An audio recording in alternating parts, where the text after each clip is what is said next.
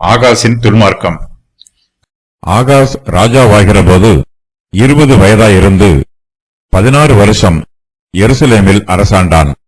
ஆனாலும் அவன் தன் தகப்பனாகிய தாவீதைப் போல் கர்த்தரின் பார்வைக்கு செம்மையானதைச் செய்யாமல் இஸ்ரவேல் ராஜாக்களின் வழிகளில் நடந்து பாகால்களுக்கு வார்ப்பு விக்கிரகங்களைச் செய்தான். அவன் இன்னும் குமாரரின் பள்ளத்தாக்கிலே தூபம் காட்டி கர்த்தர் இஸ்ரவேல் புத்திரருக்கு முன்பாக துரத்தின ஜாதிகளுடைய அருவருப்புகளின்படியே தன் குமாரரை அக்கினியிலே தகித்து போட்டு மேடைகளிலும் மலைகளிலும் பச்சையான சகல மரங்களின் கீழும் பலியிட்டு தூபம் காட்டி வந்தான். ஆகையால் அவனுடைய தேவனாகிய கர்த்தர் அவனை சீரியருடைய ராஜாவின் கையில் ஒப்புக் கொடுத்தார். அவர்கள் அவனை முறியடித்து அவனுக்கு இருக்கிறவர்களிலே பெரிய கூட்டத்தை சிறைப்பிடித்து தமஸ்குவுக்கு கொண்டு போனார்கள். அவன் இஸ்ரவேலுடைய ராஜாவின் கையிலும் ஒப்புக் கொடுக்கப்பட்டான். இவன் அவனை வெகுவாய் முறிய அடித்தான். கர்த்தரின் பார்வைக்கு செம்மையானதை செய்வதற்கு ஆகாசுக்கு ஏராளமான வாய்ப்புகள் கிடைத்திருக்கிறது. ஆனால் அவனோ கர்த்தரின் பார்வைக்கு செம்மையானதை செய்யவில்லை. ஆகாசின் தகப்பனாகிய யோதாம் கர்த்தரின் பார்வைக்கு செம்மையானதை செய்தவன். ஆகாஸ் தன் தகப்பன் மூலமாக நல்ல போதனைகளை பெற்றிருந்தும் அவன் துன்மார்க்கமாய் ஜீவிக்கிறான். ஆகாஸ் ராஜாவாகிற போது 20 வயதாயிருந்து 16 வருஷம் எருசலேமில் அரசாளுகிறான்.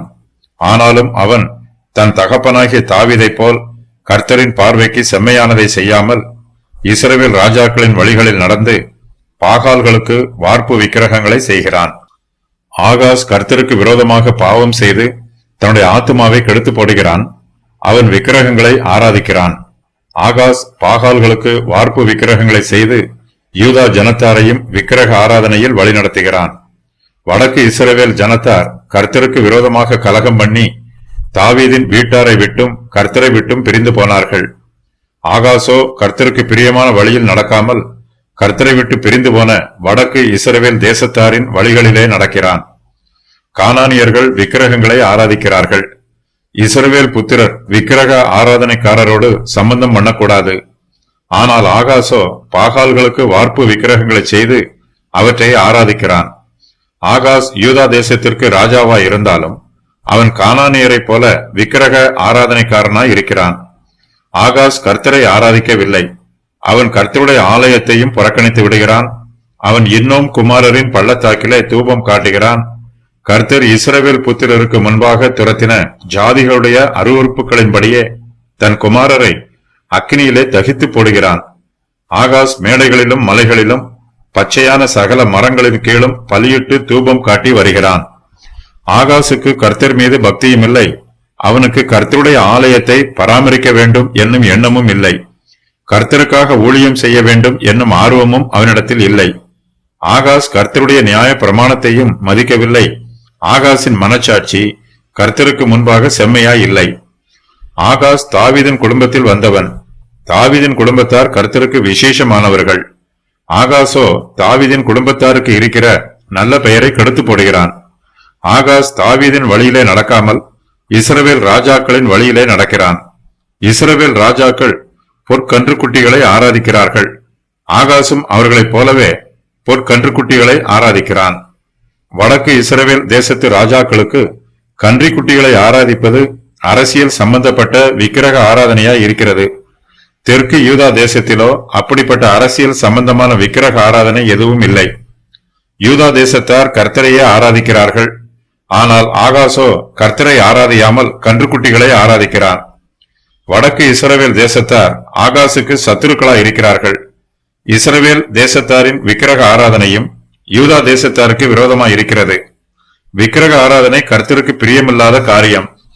ஆகாசோ கர்த்தருடைய வழியில் நடவாமல் இஸ்ரவேல் ராஜாக்களின் வழியிலே நடக்கிறான். கர்த்தர் இஸ்ரவேல் புத்திரருக்கு முன்பாக துரத்தின ஜாதிகளுடைய அருவருப்புகளின்படியே ஆகாஸ் தன் குமாரனை முதலாய் தீக்கடக்க பண்ணுகிறான். ஆகாஸ் விக்கிரகங்களை ஆராதிக்கிறான். விக்கிரக ஆராதனையின் ஒரு பகுதியாக ஆகாஸ் தன் குமாரனை தீக்கடக்க பண்ணுகிறான். அவர்களை அக்கினியில் தகனிக்கிறான்.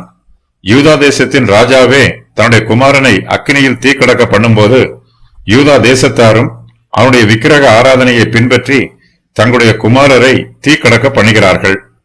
யூதாவின் ராஜாவாகிய ஆகாசும் யூதா தேசத்தாரும் தங்கள் குமாரரை விக்கிரகங்களுக்கு பிரதிஷ்டை பண்ணும் வண்ணமாக அவற்றை அக்கினியில் தகனிக்கிறார்கள். அவன் இன்னும் குமாரரின் பள்ளத்தாக்கிலே தூபம் காட்டி, கர்த்தர் இஸ்ரவேல் புத்திரருக்கு முன்பாக துரத்தின ஜாதிகளுடைய அருவருப்புகளின்படியே தன் குமாரரை அக்கினியிலே தகித்து போட்டு, மேடைகளிலும் மலைகளிலும் பச்சையான சகல மரங்களின் கீழும் பலியிட்டு தூபம் காட்டி வந்தான். பெற்றோர் தங்கள் பிள்ளைகளை தீக்கடக்க பண்ணுவதும் அவர்களை அக்கினியில் தகனிப்பதும் கர்த்தருக்கு விரோதமான காரியம். கர்த்தர் விக்கிரகங்களையும் விக்கிரகங்களுக்கு தங்கள் பிள்ளைகளை பலியிடுகிறவர்களையும் அருவருக்கிறார். கர்த்தர் இப்படிப்பட்ட புறஜாதியாரையும் அவர்களுடைய அருவருப்புகளையும் இஸ்ரவேல் புத்திரருக்கு முன்பாக துரத்திவிட்டார். ஆனால் யூதாவின் ராஜாவாகிய ஆகாசோ புறஜாதிகளுடைய அருவருப்புகளின்படியே தன் குமாரனை தீக்கடக்க பண்ணுகிறான். ஆகாஸ் மேடைகளிலும் மலைகளின் மேலும் பச்சையான சகல மரத்தின் கீழும் பலியிட்டு தூபம் காட்டி வருகிறான். ஆகாசின் தகப்பனாகிய யோதாம் கர்த்தரின் பார்வைக்கு செம்மையானதை செய்தான். ஆனாலும் அவனுடைய ஆட்சி காலத்தில் யூதா தேசத்தில் மேடைகள் மாத்திரம் அகற்றப்படவில்லை. யூதா ஜனங்கள் இன்னும் மேடைகளின் மேல் பலியிட்டு தூபம் காட்டி வருகிறார்கள். பெற்றோர் செய்கிற பாவங்களுக்கு பிள்ளைகளும் அடிமைகளாகி விடுகிறார்கள். யோதாம் தன்னுடைய ராஜ்யபார காலத்தில் யூதா தேசத்தில் இருந்து மேடைகளை அகற்றி போட்டிருக்க வேண்டும். மேடைகளில் தூபம் காட்டும் பாவமான பழக்கங்களை யூதா தேசத்தை விட்டு நீக்கி போட்டிருக்க வேண்டும். ஆனால் யோதாமோ யூதா தேசத்தை சுத்திகரிக்கவில்லை. யோதாமை போலவே அவனுடைய குமாரனும் மேடைகளை அகற்றி போடவில்லை. ஆகாஸ் மேடைகளிலும் மலைகளின் மேலும் பச்சையான சகல மரத்தின் கீழும் பலியிட்டு தூபம் காட்டி வருகிறான். தன்னுடைய தகப்பனார் யோதாம் செய்த பாவத்தை ஆகாசும் தொடர்ந்து செய்கிறான். பெற்றோர் செய்கிற பாவங்கள் அவருடைய பிள்ளைகளுக்கு கண்ணியாய் இருக்கும். பாவம் செய்கிறவர்களின் பின்சந்தியார் அவருடைய முன்னோர்களின் பாவ கண்ணிகளில் சிக்கிக் கொள்வதற்கு வாய்ப்பு உள்ளது.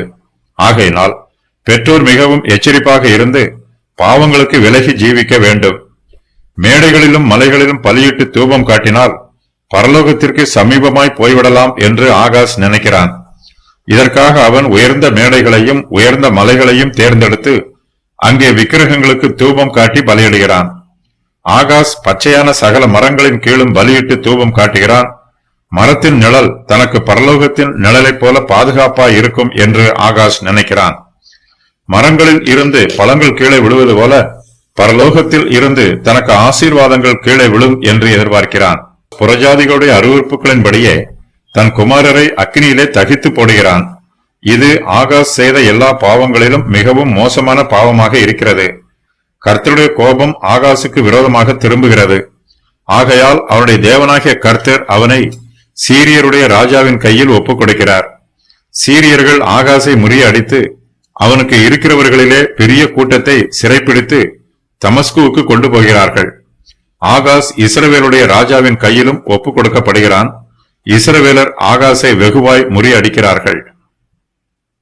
சீரியர்கள் யூதாவின் ஜனத்தை சிறைப்பிடித்து தமஸ்குவுக்கு கொண்டு போகிறார்கள். சீரியர்கள் விக்கிரகங்களை ஆராதிக்கிறார்கள். அவர்களைப் போலவே வடக்கு இஸ்ரவேல் தேசத்தாரும் விக்கிரகங்களை ஆராதிக்கிறார்கள். இஸ்ரவேலின் சேனையும் ஆகாசுக்கு விரோதமாக வருகிறார்கள். கர்த்தர் ஆகாசை இஸ்ரவேலின் ராஜா கையிலே ஒப்புக் கொடுக்கிறார். அவனும் ஆகாசை வெகுவாய் முறியடிக்கிறான்.